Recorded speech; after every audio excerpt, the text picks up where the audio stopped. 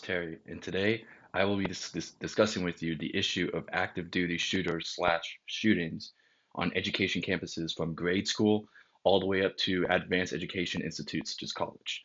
So, with more people in the United States thinking, and the Western Hemisphere to an extent, thinking in a black and white manner, it's no surprise that, well, how common it is now for people to become unhinged to a certain extent, and well, as we see, active duty shootings, other radical behavior, and the bad thing is, too often do these terrible events happen on education campuses such as grade school, and it's a terrible problem within the United States. So the safety of our nation's youth should be a priority, and it sometimes that can be neglected by faculty.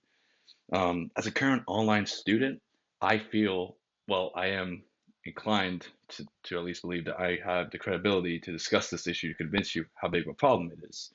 By ensuring proper faculty training and also the awareness for how big the issue is, we will have, well, the issue of active duty shooters. Schools can, and will be a safer place for both faculty and students.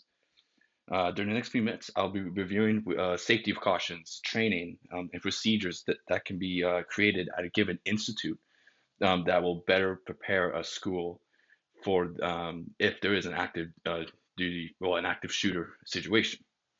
So, um, moving on, we should prevent students if they show warning signs from being able to acquire firearms, such as odd behavior, erratic behavior. For example, per Everytown, which is the biggest gun safety support program within the United States, um, it's proposed that a federal law should be created which overrules certain states which allow people under the age of 21 to acquire semi-automatic rifles, such as Texas. Every town also they do also suggest creating well, realistically, evidence-based threat evaluation programs if students or faculty show warning signs, such as confronting and referring students to mental health counselors within the school or services outside of the school.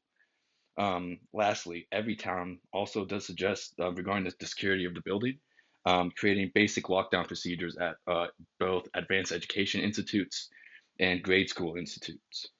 On to my second point. Schools should create or refer to programs on legitimate based sources on how faculty, sorry, faculty and students should react in the case of a shooter. Thanks to the FBI, a three-option policy on what to do in the event of an active duty shooter. Um, well, a program on what to do if you are in the middle of this situation, which is run, hide, or fight.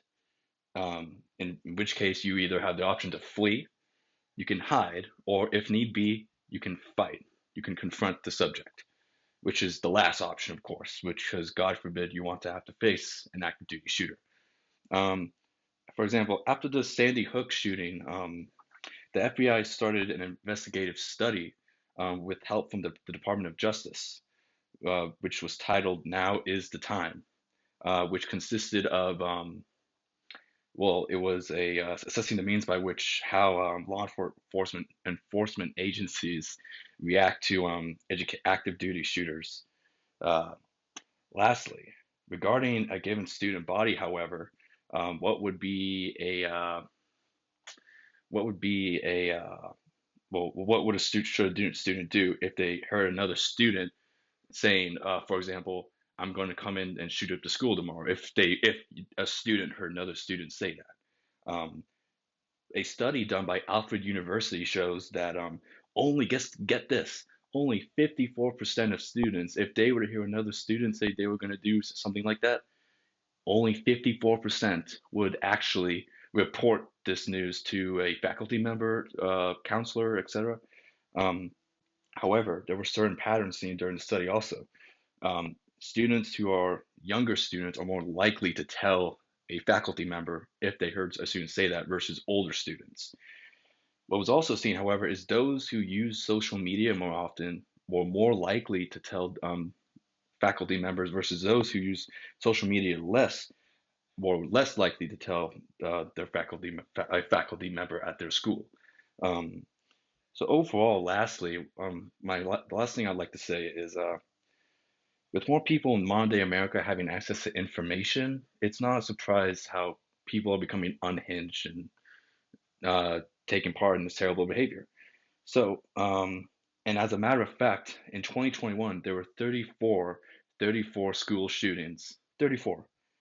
Um, so yeah, for the study done by Alfred University and the other evidence I've shown during this presentation, I hope you now realize just how big of an issue school shootings and active duty shooters to begin with across the nation are, especially with the internet.